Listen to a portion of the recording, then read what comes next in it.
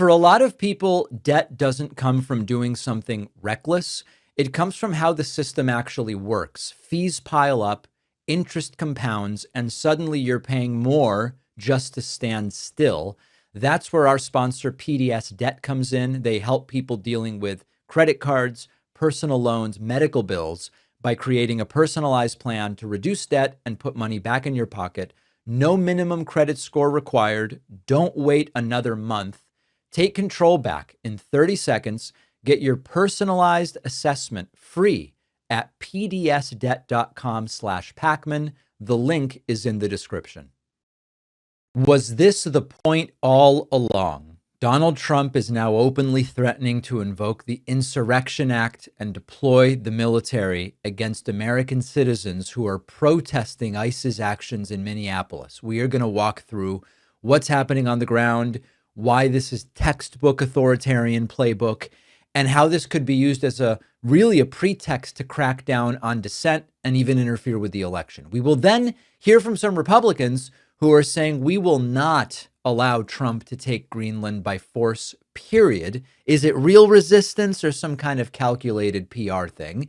And then during a milk event, what are you talking about? Yes, during a milk event, Trump falls asleep and cannot answer basic questions. We also have new polling about Gen Z with regard to Republicans and MAGA. I'll preview that they have completely turned on MAGA. And we have prosecutors getting fired, jaw-dropping insider trading allegations, and a Trump advisor spreading one of the most pathetic economic lies I've heard this year. We're only 15 days in, but it's still one of the worst this year. All of it and more today.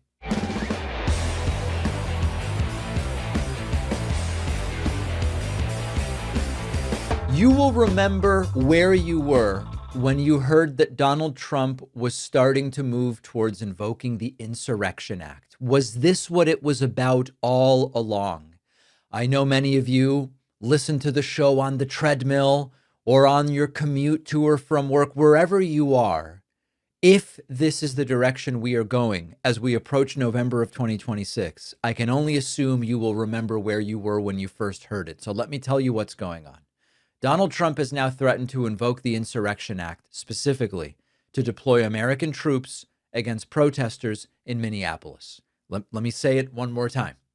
The president threatening to use military force against American citizens who are protesting legally the federal immigration enforcement tactics that have already resulted in multiple shootings, including the fatal shooting of 37-year-old Renee Good. Donald Trump taking to Truth Social and laying it out. Quote, if the corrupt politicians of Minnesota don't obey the law and stop the professional agitators and insurrectionists from attacking the patriots of ICE, who are only trying to do their job, I will institute the Insurrection Act, which many presidents have done before me, and quickly put an end to the travesty that is taking place in that once great state. Trump previously, when he's been asked about the Insurrection Act, he's sort of been like, I might need it someday. But now he is saying specifically, it is the next step in Minneapolis if it doesn't go the way I want it to go. Now, what's actually happening on the ground is that since early December, the Department of Homeland Security has flooded Minneapolis with immigration enforcement officers. Mayor Jacob Fry says it is a force 5 times larger than the city's entire police force that has descended upon that city. 3,000 federal agents compared to 600 officers of the police in Minneapolis. And they are operating in one city. Fry says it is an invasion, probably accurate. I don't think that that's hyperbolic. Now, as many of you know, Officer Jonathan Ross killed Renee Good while she was in her car near her home in Minneapolis. We've looked at that video a number of times, Ross firing 3 shots at close range, killing her. I think it's important to mention, by the way, as everybody has looked at the videos like the Zapruder film and slowed it down and whatnot, if the justification for shooting her was that she was going to drive over Ross and then drive away dangerously, shooting her 3 times didn't actually prevent her from driving away, which she did, and then struck, I believe it's a telephone pole. Anybody should have realized that shooting her as she was pulling away was not going to stop the vehicle, at least not in a safe way. We then had another shooting yesterday. A federal officer shot a man in the leg during an arrest attempt. And the result here has been nightly protests with federal agents in gas masks firing all sorts of stuff into crowds. How does Trump respond? He says, well, I might have to invoke the Insurrection Act. He's calling the protesters professional agitators and insurrectionists. There's no evidence of that. These are residents of Minneapolis and of Minnesota who are understandably angry about the dissent of these federal agents and the fact that federal agents have killed at least one person there. He's calling the ICE officers the Patriots with a capital P. He's saying the governor there is corrupt, Tim Walz, because he hasn't cracked down harder. And the key threat is that of potentially deploying the military against American citizens on American soil. I hate to say it. I don't like the hyperbole, and I don't think that that is what it is. This is how police states can begin. This is the playbook. You flood a city with federal agents.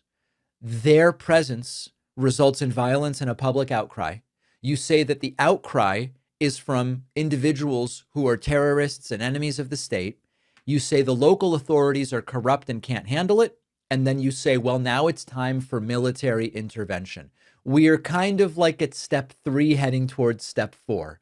And Trump is openly telling us about his intention to move to step 5, which is actually deploying military forces against citizens. And then the question is step 6 somewhere down the line a state of emergency? And step 7 is, well, we can't have elections now. This wouldn't be an appropriate time for a midterm election. Now, Governor Walz has spoken about what he sees going on. He says it defies belief. He says this has become a campaign of organized brutality against the people of Minnesota. And it does seem to be that from the copious videos that we are seeing. And think about the precedent that this sets. If Trump successfully invokes the Insurrection Act in Minneapolis, it establishes that the president can flood any city with federal agents.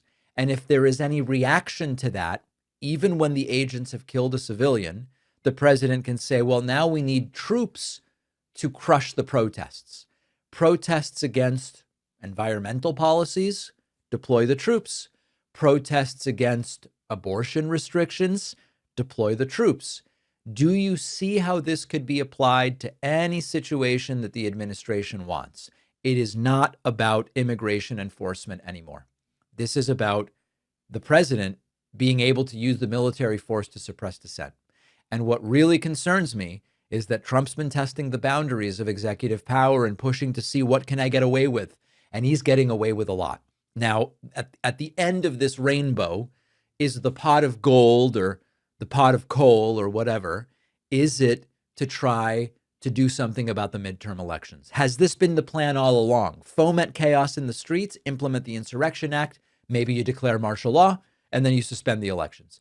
Defense Secretary Pete Hegseth is already asking military branches to provide 40 lawyers to support immigration operations in Minneapolis. The Pentagon is bragging. We are proud to support what is going on in Minneapolis. So there's no pushback. They're enabling it. And this is a line we cannot allow to be crossed. Now, I'm not here doing it's civil war, the people that have been predicting civil war for 15 years. There is a counterpoint to this as a path to cancel elections. And the counterpoint is very simple. The federal government doesn't run the elections. States run the elections. And therefore, the president can't possibly cancel them. And that is a good argument legally. But we shouldn't underestimate this president's willingness to impose force, even if it is not legal. So what happens in Minneapolis over the next few days quite literally could determine the next several years of civil liberties, free speech, and fair elections in this country. The stakes are extraordinarily high, and we are going to be following it really closely. Something remarkable is happening, or at least Republicans want you to think something remarkable is happening. Let me explain. The Hill has a new report out that there are some Senate Republicans vowing to block Trump from seizing Greenland by military force. We're talking about this is not like some town called Greenland in the Midwest. Greenland, which is there in the North Atlantic, the NATO ally. Trump has been openly threatening to take it if Denmark doesn't sell. He's repeated it to reporters. He's posted about it on Truth Central. His administration is doubling down in these meetings with Danish officials. And suddenly you've got a couple Republicans clutching their pearls. We're told the Republican senators are concerned. Republican senators are flummoxed. They're worried about NATO. And there are two Republican senators, the same names we keep hearing, Tom Tillis and Lisa Murkowski, who are flying to Copenhagen, beautiful city, by the way, to reassure Denmark that Congress will stop Trump if he tries something crazy. Now, if you just read the headline, it sounds kind of bold, sounds kind of brave. It sounds like Republican resistance against Donald Trump, but let's slow it down for a second.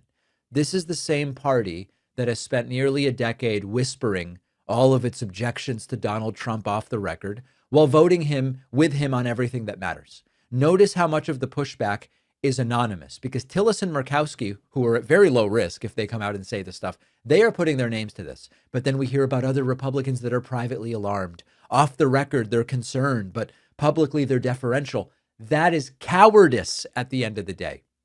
These are the same Republicans who said they were going to rein in Trump during his first term and then during his second term, and they were going to be a check and a balance. And the same Republicans who said this time it's going to be different.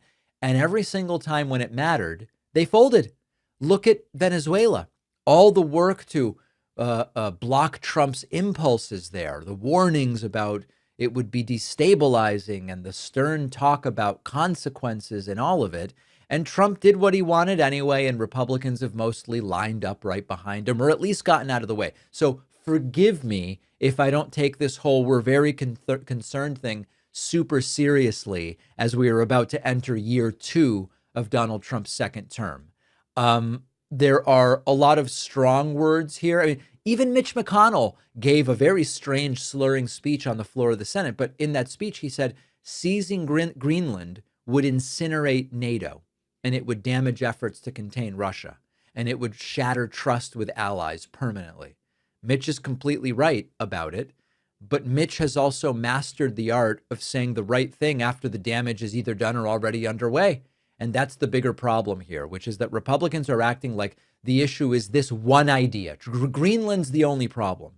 The problem is the person generating these ideas. This is not a glitch or a bug.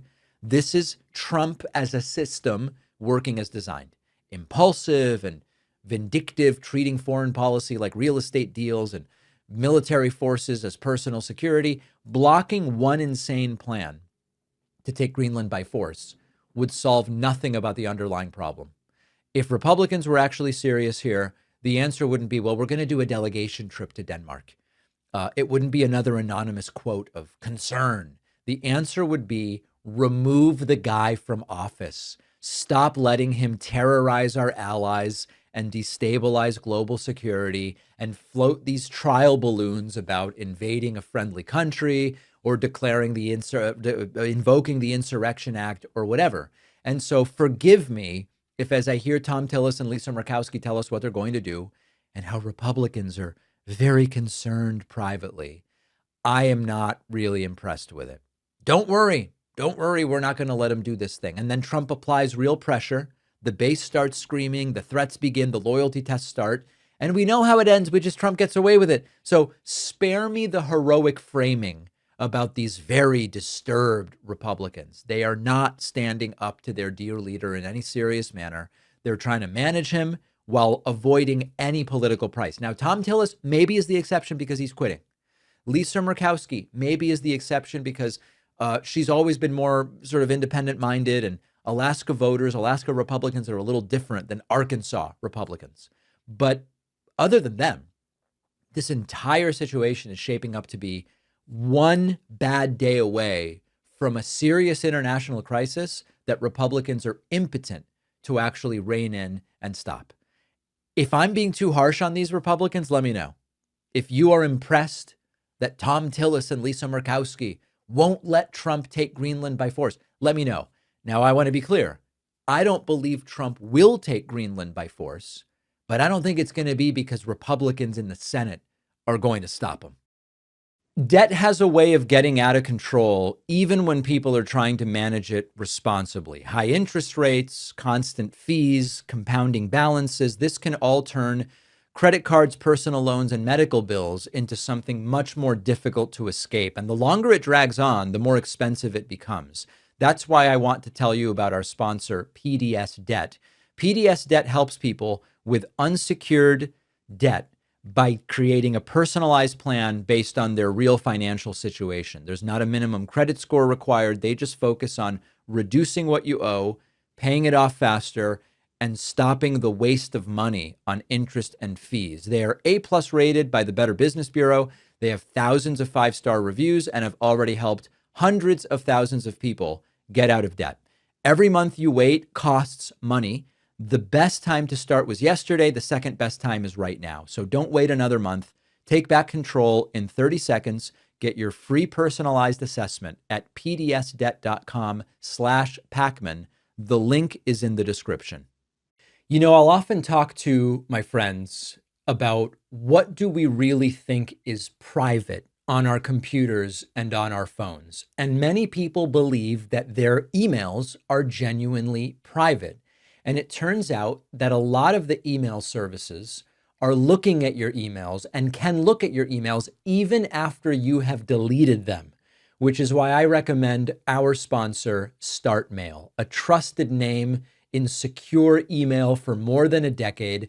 StartMail is based in the Netherlands. Netherlands is known for very strong data protection laws. Your emails won't be scanned. Your emails won't be tracked. StartMail will block those invasive tracking pixels so you won't be monitored by companies and by hackers. And when you delete an email in StartMail, it is gone for good. Your data stays private. They are all in on this with a ton of features, including aliases to keep you anonymous, strong encryption with your emails. It is super easy to move to StartMail. It's a few clicks, migrate your emails, migrate your contacts. You really can't go wrong. Try StartMail for yourself, completely free for 7 days at startmail.com/Pakman, which will also give you 50% off your first year. The link is in the description. Hey, what about signing up for a membership on my website? I don't know, is that crazy? We are an independent media program. We rely primarily on the support of our audience. We're not part of a big media conglomerate. We're not part of any kind of system where we receive funding from above. It's just people who like the show and they sign up and they get a membership. The two newest people who have done so, I want to say thanks to right now, Michael Knott and Skila Williams. Appreciate both of you. You can join them at joinpakman.com, read about all of the great perks. And there is no perk greater than knowing deep in your soul that you're supporting independent media. We're also doing a one-day membership drive on Tuesday, January 20th. That's this coming Tuesday. It will be, it's the 1-year anniversary of Donald Trump swearing in for his second term, and we will be officially 3 years away from the end of Trump, and we're doing a one-day membership discount. If you want to be notified about that, just send me an email, info@davidpakman.com. I'll put you on my newsletter, and you'll get an email on Tuesday. This is beyond belief. Donald Trump fell asleep during an event while it was being discussed that milk is good for the brain. Trump fell asleep, wakes up, and goes, "I passed all my cognitive tests." If I told you even 6 months ago that this was going to happen, you would probably say, no, that's too on the nose. It can't be. Watch Trump sleep and then wake up as Ben Carson, who is not exactly a passionate and inspiring speaker, starts talking about the importance of milk for the brain. It's the things that are absolutely essential for bone development and for teeth. But as a neurosurgeon, the thing I really like is what the brain, what it does for the brain. Right. You know, the brain starts to develop right after conception and adds millions of neurons every single day. Continues to do that right up until the mid to late 20s. Now, it's important what that brain is getting during the development. Is it getting soda or is it getting milk? So milk would help your cognitive ability? Absolutely. You can tell who's been drinking. Take a cognitive test? have some milk. I've taken a lot of them. I've aced every one of them because I drink milk. So sorry to have woken you up, sir. So sorry. That's just the Oval Office, and we're kind of in the middle of a meeting here. Trump going on and on in truly bizarre fashion about milk, just getting really weird. We are very thankful. It's so great. I look forward to getting it all the time. Sometimes I open a refrigerator, I say milk with rice and milk with water and milk with everything, and I say, what kind of milk is it? That's what I like right there. That's great. Thank you very much. Is that a joke? Like, what is Trump talking about? Milk with rice and milk with water? I don't know what he's saying. They had milk out, and I guess Trump was joking about milk or something. Thank you. Thank you. Thank you, Bobby. We have some milk here. It's been sitting here for 5 days, so it's from the original bottle, and I brought it so the press can have some. You can swig it all out of it. Remember the old days when we were kids, everybody shared a bottle? Today we tend not to do that, but if you'd like to, if you trust the person that you're drinking after, it's right here. It's yours, okay? I would not have a drop of that milk if I were the press, and I love milk. And then Trump saying, very important, there is a legal definition of milk, and it is whole milk. We must define it properly. It's actually a legal definition, whole milk. And it's whole with a W for those of you that have a problem. Most of the media will get that. That's whole like white, whole white. Senator Roger Marshall at this milk event talking to Trump quite literally like a parent who speaks to a toddler. I mean, just speaking to him like a little kid. Anybody? Mr. President. Yeah, Mr. President, thank you so much for having us here on behalf of Kansas dairy farmers. Thank you. Milk is the most wholesome, nutritious drink known to humankind. Not only is it full of milk is so good. Essential nutrients, it's full of healthy fats as well as protein. As Dr. Carson pointed out, those healthy fats are what helps that brain develop and help you absorb the fat-soluble vitamins. The protein is why you drink milk and you're not hungry again in 30 minutes. Right. Right. Trump drinks a glass of milk. Trump reportedly will eat 1,800 calories in a single meal. You think Trump's not going to be hungry in 30 minutes after having a cup of milk? Give me a break. Now, where it became truly Kafkaesque was they brought up Robert F. Kennedy Jr., the Secretary of Health and Human Services, not a doctor, who says children, it's hard to even say it without laughing. Children need policies based on reality and based on science. Well, Bobby is the wrong guy for that. That's for sure. Policy with evidence-based nutrition, not ideology or dogma. Healthy kids need real food. They need real protein. They need healthy fats. And they need policies grounded in reality and the science.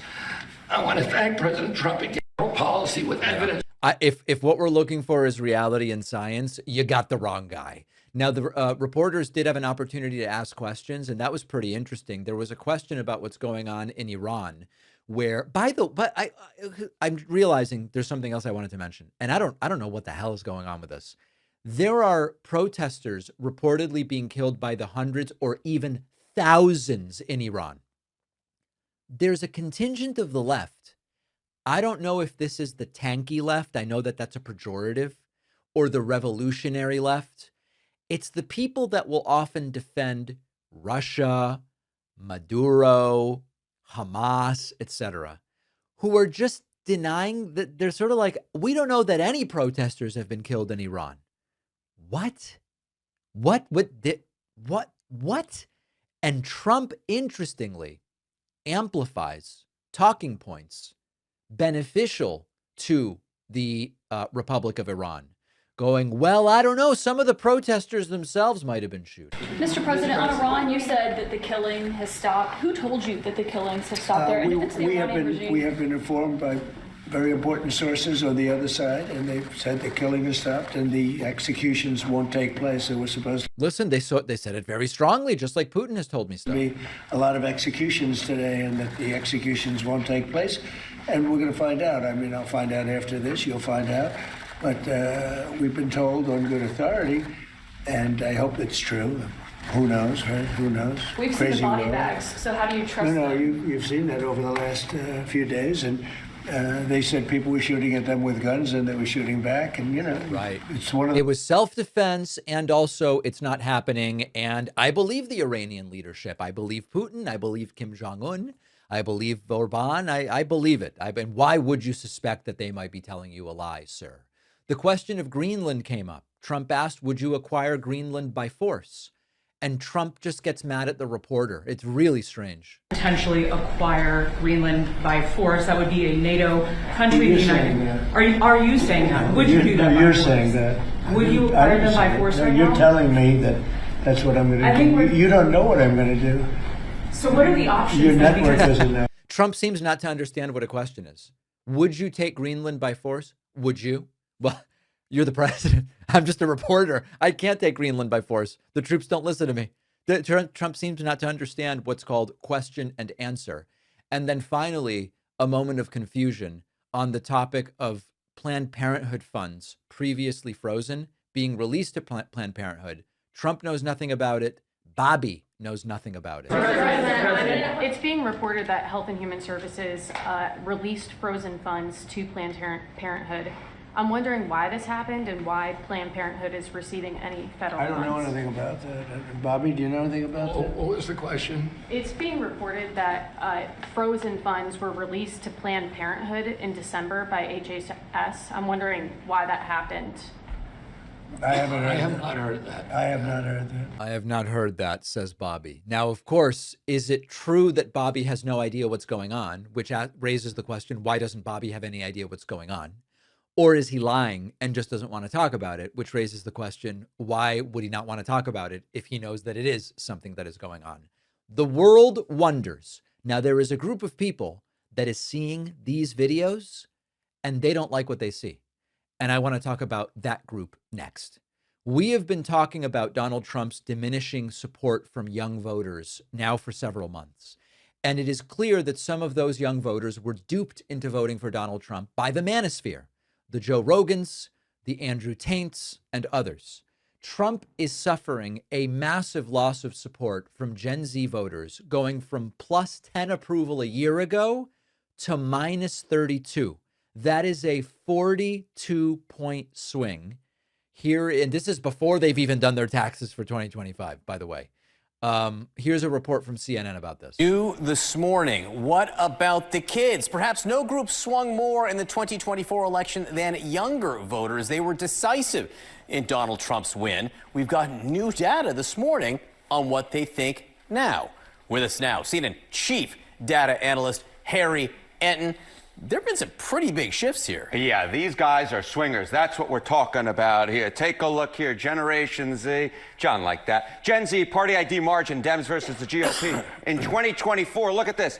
It was just a 6-point margin between the Democrats and Republicans. Democrats just led by 6 points. Very small. Remember, Donald Trump did very well for a Republican candidate amongst the youngest part of the electorate. But take a look here. 2025. Hello. A huge widening of the lead for Democrats among Generation Z, tripling their lead on party identification from 6 all the way up to 20. That was, in fact, the largest shift, considerably more so than any other group. Yes, there was a shift in the overall electorate, but this more than double the shift that we saw among the electorate at large towards the Democratic Party. Okay, and we said it was decisive for Donald Trump. How have opinions shifted toward Donald Trump among this group? Okay, so this, in some ways, you might say this, oh, this doesn't necessarily apply to Donald Trump. It absolutely does apply to Donald Trump. I mean, he has just fallen off a cliff when it comes to Generation Z. Look at this. Donald Trump's net approval rating in February of 2025. John said it right. Wow. This was actually a month into the administration. This was a month into the administration. He was at plus 10 points on the net approval rating. He was on the right side of the ledger. Look at this. Falling off that cliff, that is a drop of 42 points to negative 32 All right, points. so very, very keyed up there. I don't know if everybody loves this delivery, but the data is important here, which is that in early 2025, right after Trump was inaugurated, his net approval rating among Gen Z was positive. It was plus 10. This means more young people approved than disapproved by a margin of 10 percentage points. We go to January of 2026 now. Same polling group shows that his approval among Gen Z voters is minus 32, meaning that 32 percentage points more of Gen Z disapprove rather than approve. That is a 42% swing in a year. Think about how dramatic that is. Swings like this rarely happen ever in American politics, like on any issue, among any group. Opinion changes slowly. It's a slow process. This is an outrageous swing. And other surveys more or less corroborate this. This under 30 cohort of voters has shifted dramatically away from Donald Trump. There's new independent polling, the Harvard Youth poll, all of them say the same thing. So let's contextualize it and talk about what it means and what happened. Back in the 2024 election, Trump narrowed the traditional Democratic advantage with young voters. And it surprised some analysts. His performance among Gen Z voters, especially Gen Z men, was surprisingly good. That has evaporated. And there's a few different reasons why. Number one, some of these voters were merely duped by the Manosphere podcasters that they follow. And Rogan invited Trump on for an interview, endorsed Trump right at the point of the election. You had a bunch of these Manosphere influencers who led their followers, who may not even be highly engaged with politics, into voting for Donald Trump. A lot of these voters didn't really know what the hell was going on. And now that the Manosphere influencers have started to back away, Rogan referring to ICE as a Gestapo, Andrew Schultz saying this isn't what we voted for, all these different things. It's just the reversal as the Manosphere push towards Trump has stopped. Number two, the economic realities. A lot of these Gen Z voters are dealing with the crushing costs of living, stagnant wages, student debt burden, fractured job market that's not going particularly well, and they are blaming the administration for it to a degree, as they should. On top of that, issues like climate change and reproductive rights and immigration policy have turned a lot of young people off of Trump's agenda. Those issues don't play well with older voters, and that may be trickling down to a degree to younger voters as well. So this is a complete and total collapse. Now, the danger for Trump is that Gen Z isn't small. A lot of them don't vote at all, but it is not a small group of voters, especially as we go into 26 and 28, where statistically, as individuals age, they become more likely to vote. If that takes place, and they are feeling energized to vote against this administration or threatened by this administration, that could be disaster, not for Trump. Trump's not running again, but for Republicans in 2026. And it could be exactly the boost that gives Democrats, it could be a 40, 50, or 60 seat swing in the House of Representatives. That is not a guarantee. I'm just telling you that this is possible. Now, there is an irony of this for Trump. Just last year, he was bragging about the incredible accomplishment that was winning over young voters like never before. He spun it as proof that the Republican appeal could be broadened. And now, instead of being able to brag about the support of young voters, he's had a 42-point reversal among young voters. So this is a strategic nightmare. The brand has been built on being a disruptor, outsider, someone who can expand the Republican base. And he did it in 2024. I mean, the numbers of young men who voted for Trump in 24 was a surprise. But now, as they are starting to enter the workplace, they are turning away from Donald Trump. And the question for 26 and beyond is, can the arguably anomalous victory of Trump in 24 be sustained by future Republicans if they squander that Gen Z support that they had? Right now, the data suggests they can't win if they lose all of that Gen Z support. Disaster for them. And they're going to have to figure that out going into November. When it was time for a new mattress, I didn't want to gamble on something generic. I had heard about Helix. I liked that they customized the mattress based on how you sleep. I'm mostly a stomach sleeper, so I took the quiz and ended up with a model that felt tailored to me. I've had it for years. What I notice is I don't wake up with back stiffness. I don't wake up with shoulder pain. I don't toss and turn looking for a comfortable position. It's just better than my old mattress. It's more supportive, but it's still comfortable. Another thing I like about Helix is that there's no one-size-fits-all approach. It's really tailored to you in terms of firmness as well. It's made a difference for me, and I'm thrilled to be partnering with them. Go to helixsleep.com/Pakman, and you'll get 20% off site-wide. The link is in the description. One crisis is leading into the next for this administration, and the panic is palpable. They're flailing. They don't know what to do. Minneapolis, Maduro, the economic situation. And Pam Bondi is now being dumped right into the middle of it. She's Donald Trump's attorney general. Now, let me start kind of with the obvious before we get into what her latest claims are. When government spokespeople or administration officials feel compelled to blame prosecutors for taking selfies and that's why they need to be fired, you know that this is a machine in panic mode. Now, let me explain what's going on. Former Florida Attorney General Pam Bondi, now Donald Trump's Attorney General, went on TV to justify firing 6 federal prosecutors in Minnesota, not for wrongdoing, but because they simply refused to say, we will support ICE no matter what ICE does.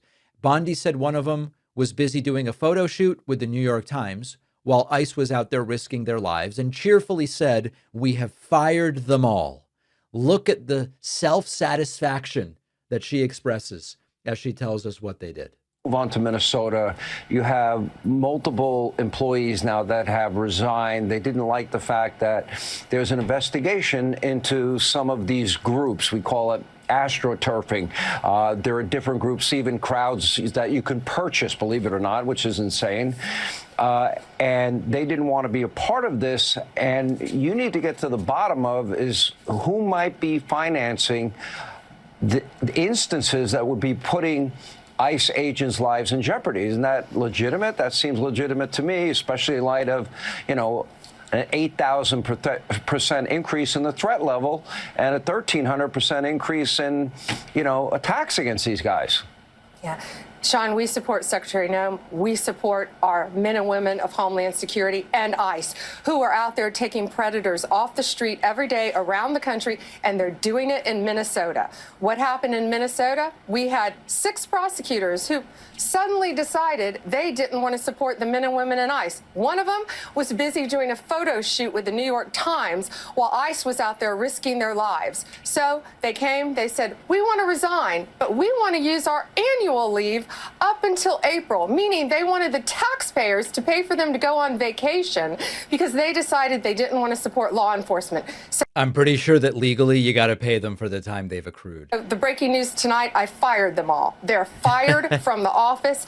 I fired them all. So we are supposed to look at that and go, that is so good. Now, the backstory of this involves the killing of Renee Good.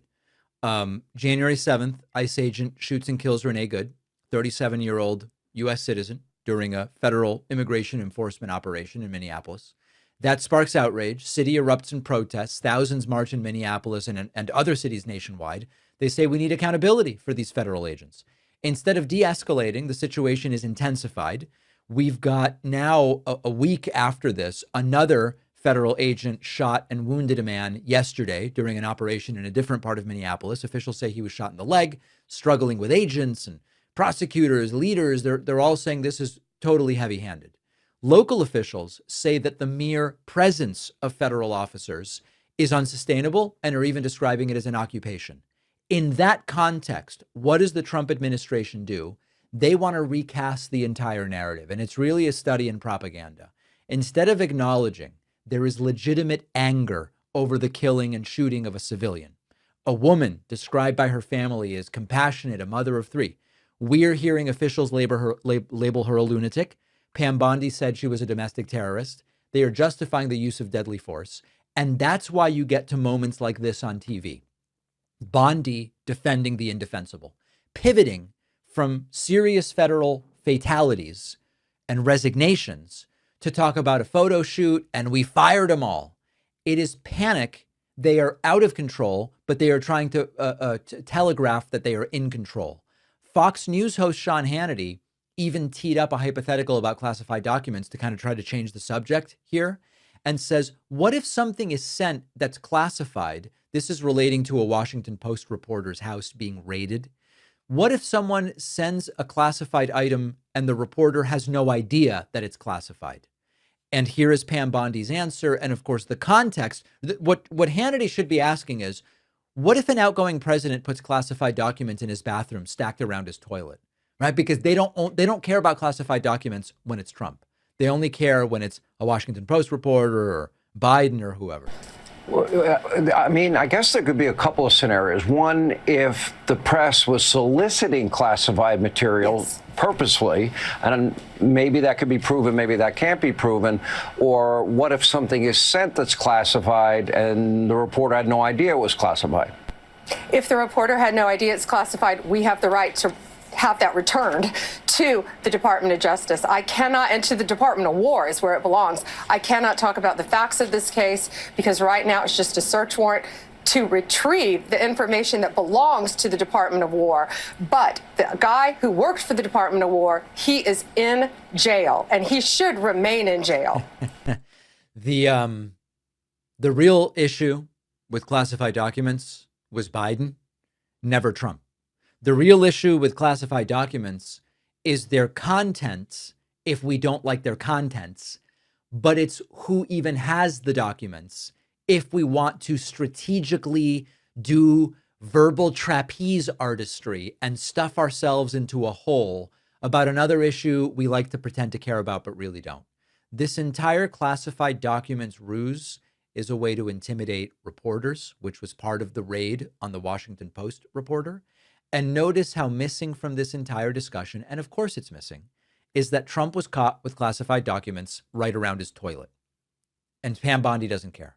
It's how can we distract? How can we put the attention on somebody else? How can we defend the increasingly indefensible? The quality and confidence of Pam Bondi's apologia or apologia, depending on your preference, is being reduced because you can't keep defending the indefensible, and that's what she is trying to do. Trump officials are out there pitching austerity to Americans as if it's a lifestyle upgrade. Let me explain. Brooke Rollins is the agriculture secretary for Donald Trump's administration. She proudly announced they have run 1,000 simulations to figure out how can Americans eat for $3 a meal. And she's going to tell us, you get a piece of chicken, a piece of broccoli, a corn tortilla, and maybe one other thing, a mystery item. Listen to this. Is this the prosperity that we were promised? I think the question you're asking, and it's a really important one, is while we're asking Americans to reconsider what they're eating, are we actually asking Americans, especially those who are living on the margins, are we asking them to spend more on their diet? And the answer to that is no. We've run over 1,000 simulations. It can cost around $3 a meal for a piece of chicken, a piece of broccoli, corn tortilla, and one other thing. And so there is a way to do this that actually will save the average American consumer money. Yeah. A piece of chicken, a piece of broccoli, one floret, a corn tortilla, taco size, not burrito size, of course, and one other thing. This is coming from a Trump administration that claims to represent prosperity and abundance and success and winning. And instead, the message is tighten your belt, stop complaining. You get one corn tortilla, teeny tiny. Maybe we'll give you some salsa. And it fits perfectly, I hate to admit it, with what Donald Trump himself has been saying. Donald Trump has repeatedly mocked Americans for buying too much, but not too many yachts, not too many private jets, too many school supplies, too many toys. Americans don't need $37 for your daughter. Just a couple is fine. You don't need $37 for your daughter. 2 or 3 is nice, but you don't need $37.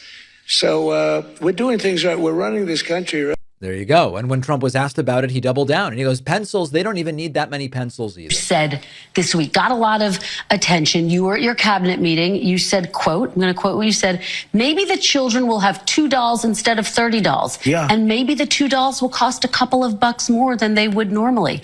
Are you saying that your tariffs will cause some prices to go up? No, I think the tariffs are going to be great for us because it's going to make us rich. But you said some dolls are going to cost more. Isn't that an acknowledgement that some prices will go up? I don't think a beautiful baby girl that's 11 years old needs to have $30. I think they can have $3 or $4 because what we were doing with China was just unbelievable. We had a trade deficit of hundreds of billions of dollars with China. When you say they could have $3 instead of $30, are you saying Americans could see empty store shelves? No, I'm not saying that. I'm just saying they don't need to have $30. They can have 3. They don't need to have 250 pencils. They can have 5. 5 pencils. That's it. That's all you get. Now, I'm not going to ignore that this might sound like a critique of mindless consumerism. And if this were really a critique of mindless consumerism, I would support it. If this were about environmental sustainability, pushing back on corporate excess, questioning whether constant consumption of crap actually makes us happier, I would be on board. But that is not what this is. This is not anti-consumerism from the left. This is scarcity economics from the right. Notice what's missing. There's no talk about corporations raising prices while posting record profits. There's no talk about housing costs exploding. There's no talk about how kids are going to have fewer dolls and pencils, but Trump gets a however many dollar military parade. There's no talk about the fact that healthcare bankruptcies are almost unique to the United States. There's no talk about wages lagging inflation for decades. The solution is lower your expectations. Want less, and accept it quietly. You will have 2 dolls and you will like it. And there's a sort of irony that is impossible to ignore, which is that the message is coming from a billionaire president surrounded by wealthy donors who has multiple houses, multiple golf courses, corporate executives, and officials who have never had to choose between groceries and rent. The people who fly private planes are telling you your kid doesn't really need that many pencils and dolls. The people who eat steak dinners and surf and turf at Mar-a-Lago, completely overcooked and dilapidated, but still expensive, they are saying a broccoli floret and a piece of chicken and a corn tortilla is going to have to be enough for you. This is not about shared sacrifice. This is the logic you see in authoritarian systems everywhere. Look at the messaging in places like Cuba and Venezuela for so long. As the elites and those in power enrich themselves, it's, listen, no, we've got a project here that's important. And so you're going to get your pound of rice for a month for a family of 4, and we're going to work to do it better. And maybe we can get you a little pork fat. Let's see if we can find some Crisco for you. And meanwhile, they are living it up with cigars and private jets and the entire thing. This is starting to mirror that, where the people at the top live large and everybody else is told restraint is a virtue. For you, not for me, obviously. I'm going to get a burrito-sized tortilla. You get a taco-sized tortilla. And Trump campaigned on more, not less. He said everyone will have more money, more winning, more greatness, more of everything you want. And instead, it's the rhetoric of scarcity as a sacrifice while they sacrifice nothing. Things are expensive and that's your problem. And you know what? Have a piece of chicken, have a tortilla, have a piece of broccoli, and stop asking questions. Why didn't Trump run on that? Well, because it would have been a losing proposition to run on. One challenge in covering politics today is that even when outlets are reporting the same facts, they often are framing the stories really differently. And our sponsor, Ground News, is a website and app that makes those differences easy to see. What Ground News does is gather coverage of the same story from across the political spectrum and shows you where the reporting is coming from. You can see which outlets lean left, right, or center, and you can also see how reliable they are and who owns them. What I find most useful is the side-by-side headline comparison. You're looking at the same underlying facts, but it's clear how different outlets will emphasize one angle or a narrative or another. Ground News gives you a transparent way to understand bias without being told what to think. They also offer a blind spot feed, which will highlight stories underreported by one side of the political spectrum, and that helps surface items that I might otherwise miss or not even hear about. You can also personalize your feed by interest, and that makes it easier to follow issues you personally care about. Go to ground.news/Pakman to get 40% off the Ground News Vantage plan, and you can also gift a subscription to a friend. The link is in the description.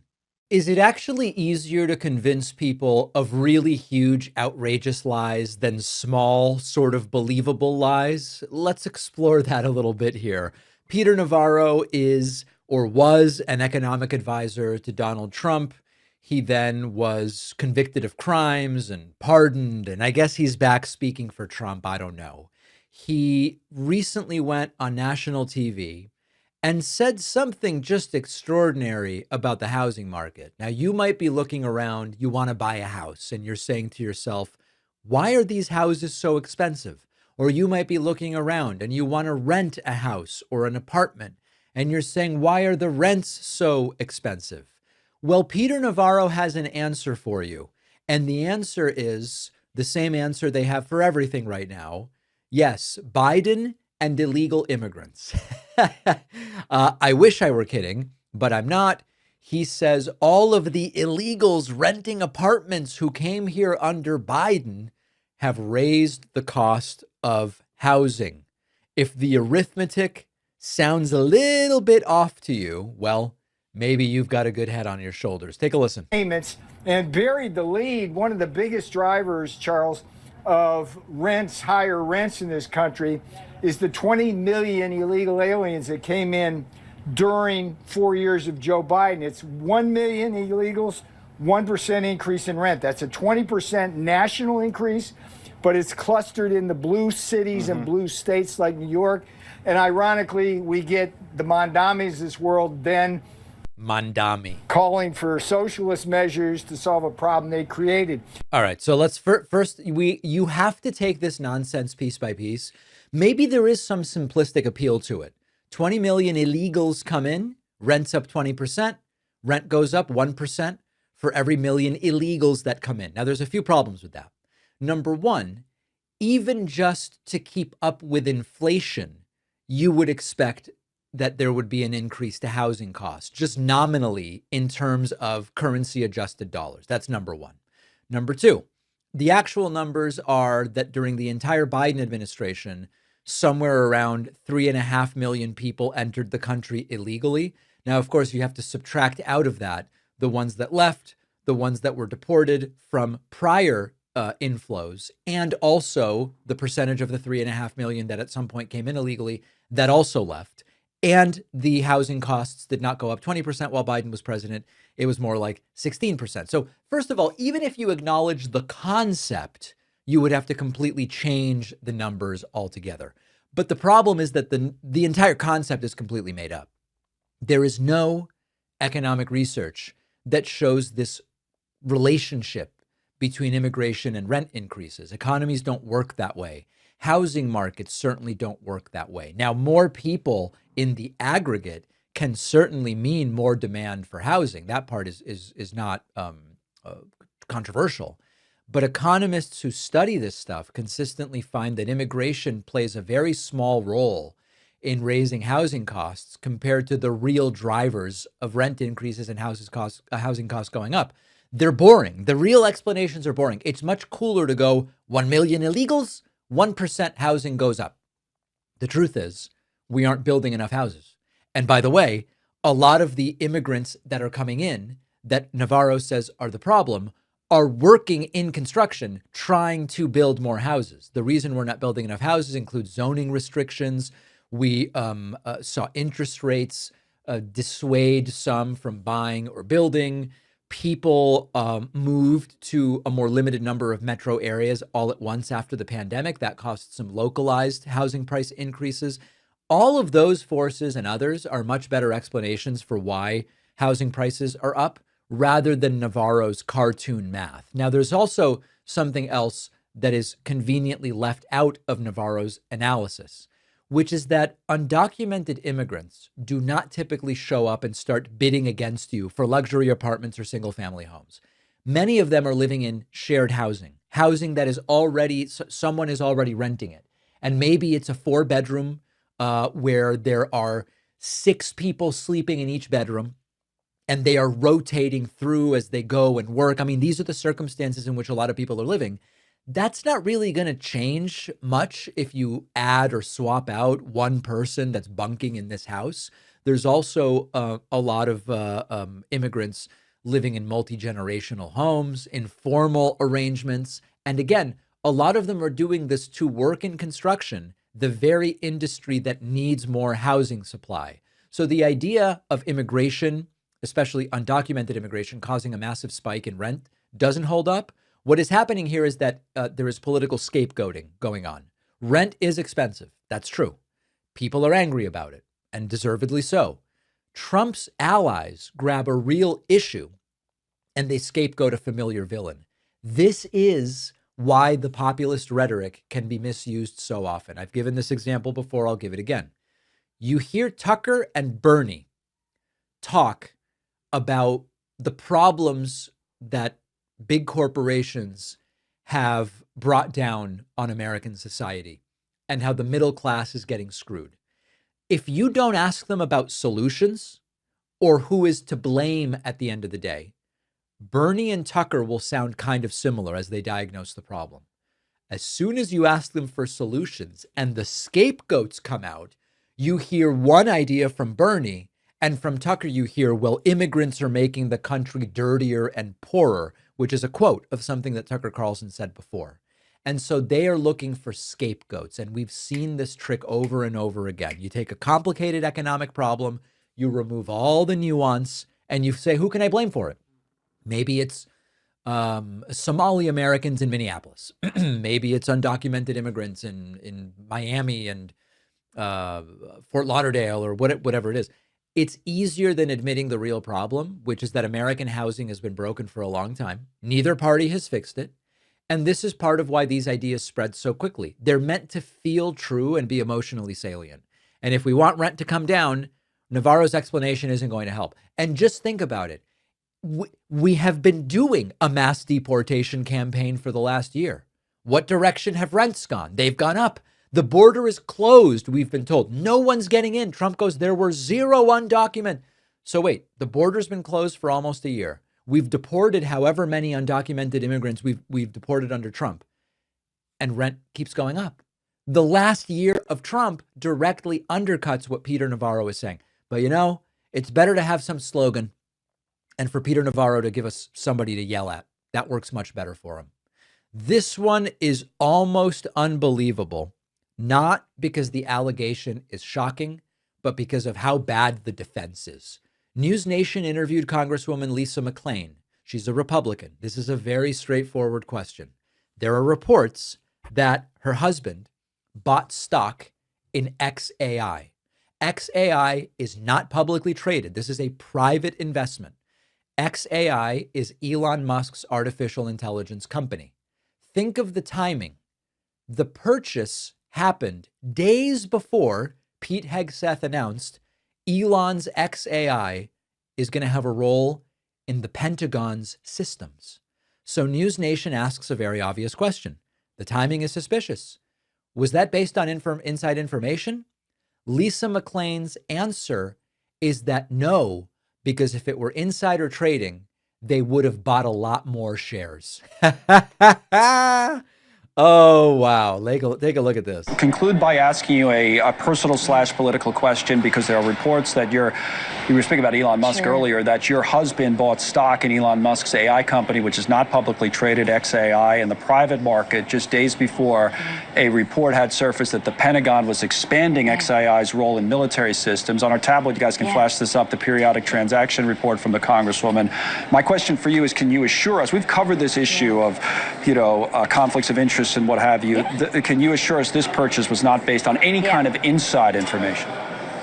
Yeah. 100%, because if it was, we wouldn't have bought 100,000 shares. We would have bought a heck of a lot more. But I also... Had I had an actual bona fide opportunity to do insider trading, I really would have committed a far bigger crime with way more shares. Well, I'm convinced, folks. I want to stop you because we don't even have your facts straight on that. It wasn't a publicly traded stock. Which he said was, I think, about 470 million, of which it was a private offering. Right, which is that's what I was saying. It's not a publicly traded company, so it was in the private market. My gosh. Right. Right. But that leads you. It's the same question would apply whether it's publicly traded or whether it's traded in these private markets about conflicts, potential conflicts of interest. So that's why I'm asking if you could assure us that he didn't know anything about that Pentagon report. And quite frankly, I think that's a very fair question to ask, especially We know. With all of the insider trading that happens up here. But okay, so that's the defense. Think about that for a second. Her argument is not, we had no advanced knowledge, nor could we have. The response was not, this was in a blind trust. Someone else is making these decisions for us. This was not, oh, it was based on public information. It's, if we were cheating, we would have cheated way harder to make a lot more money. Imagine applying that logic anywhere else. Officer, I didn't rob the bank because only $1,000 are missing. If I had robbed the bank, there would be a $250,000 missing, believe me. Judge, this was not fraud. If it were, I would have defrauded way, way, way more people. It is absurd. And the circumstances here make the explanation even more difficult to accept. If you hear that the president were meeting with oil executives, which he did, okay, recently the president met with oil executives about the post-Venezuela stuff. If you heard the president was meeting with oil executives and you assume, you know, whatever comes out of that meeting, it's probably going to be good for oil companies. And you say, I'm going to buy publicly traded stocks ahead of the meeting. All right. I mean, listen, if you're a lawmaker, it's probably still ethically murky. And you could make the argument lawmakers shouldn't even trade individual stocks, but at least the information is broadly available. That is not what happened here. This is a private company, and it's a relatively obscure private company. No public stock market. And the purchase is days before the Pentagon says, we are bringing them in to the Pentagon's network and the military's network. That looks very bad. Circumstantially, it looks very bad. And what makes it worse is, of course, the context, which is that members of Congress from both parties have spent years trading stocks directly tied to industries that they regulate, industries that they oversee, that they receive briefings about. And it's always a coincidence. It's legal. There's no inside information involved. And then every time, it's unbelievable timing. This is why public trust of Congress is in the toilet. When confronted with a conflict of interest question involving what is at the end of the day a defense contract and a billionaire tech CEO, I guess again friendly to the administration as Elon Musk now is, the answer is, oh no, if that were what this was, we would have gone way, way harder. Pathetic. We've got a phenomenal bonus show for you today. We will talk about Iran. We will talk about the suspension of immigrant visas from 75 countries. We will talk about Congressman Seth Moulton introducing an ICE defunding bill that he believes would be worth shutting down the government over. All of that and more on the bonus show. Sign up at joinpakman.com and make sure to get on my free newsletter to also be notified Tuesday of our one-day membership discount. It's going to be huge. Sign up at substack.davidpakman.com.